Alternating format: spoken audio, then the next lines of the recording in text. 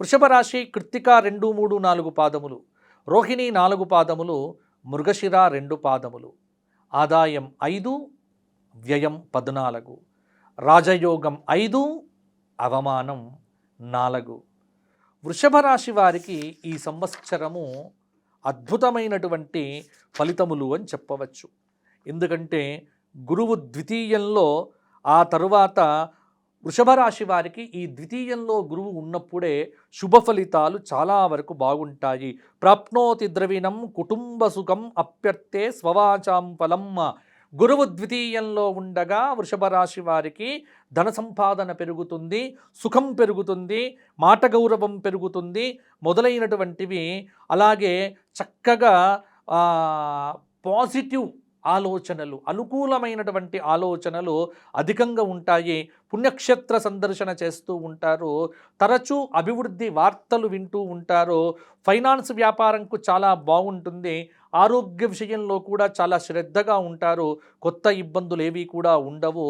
అలాగే మార్కెటింగ్ ఉద్యోగులు చక్కగా కాలాన్ని సద్వినియోగం చేసుకుంటారు. దినదినాభివృద్ధి అనేటువంటిది కూడా ఉంటుంది. స్థిరాస్తి కొనుగోలు ప్రయత్నాలు కూడా ఈ సంవత్సరం వృషభ రాశి వారికి బాగానే ఫలిస్తుంది.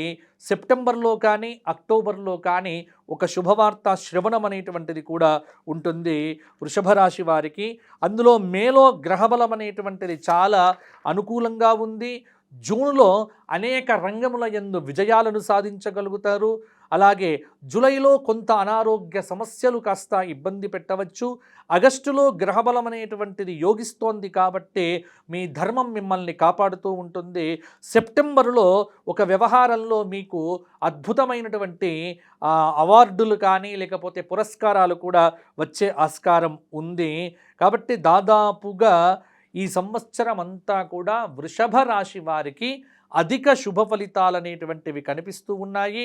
శని సంవత్సరం అంతా లాభంలో సంచారం చేయటము, రాహువు డిసెంబర్ 6 వరకు కుంభంలో, కేతువు సింహంలో, తదుపరి రాహువు మకరంలో, కేతువు తృతీయంలో సంచారం చేయడం వల్ల ఈ సంవత్సరం వృషభ రాశి వారికి మంచి గ్రహబలం అనేటువంటిది ఉండటం చేత పెళ్ళిళ్ళు కాని వారికి పెళ్ళిళ్ళు అవుతాయి, ప్రమోషన్లు కావలసిన వారికి ప్రమోషన్లు. గోచార రీత్యా అనుకూలమే ఈ సంవత్సరము వృషభ రాశి వారికి. కాబట్టి పెద్దగా దిగులు పడాల్సినటువంటి పని లేదు, ఆలోచించాల్సినటువంటి పని లేదు.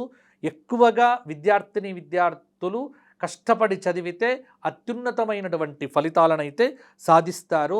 కొన్ని సూచనలు ఏమిటి అంటే వృషభ రాశి వారికి మితభాషణం, ఓర్పు.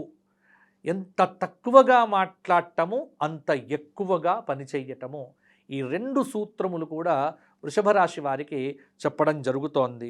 ఎంతో శ్రమ పడితే కానీ డబ్బును కాపాడుకోలేరు. కాబట్టి డబ్బును కాపాడుకునే విషయంలో కూడా కొంత శ్రమగా పడితేనే బాగుంటుంది. కుటుంబంలో ఉన్నటువంటి పెద్దల ఆరోగ్య విషయంలో కూడా కొంత ఆందోళన సంవత్సరాంతంలో పడవలసి వస్తుంది.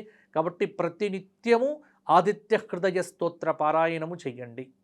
అలాగే ప్రతి శుక్రవారము లలితా సహస్రనామ పారాయణము చెయ్యండి.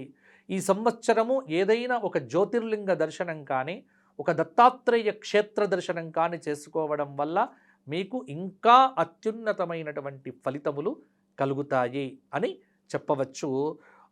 వృషభ రాశి వారు ఈ సంవత్సరం అంతా శ్రీరామ జయరామ జయ జయ రామ అనే మంత్రమును జపించటం వల్ల మీకు ఇంకా మంచి ఫలితాలు కలుగుతాయి.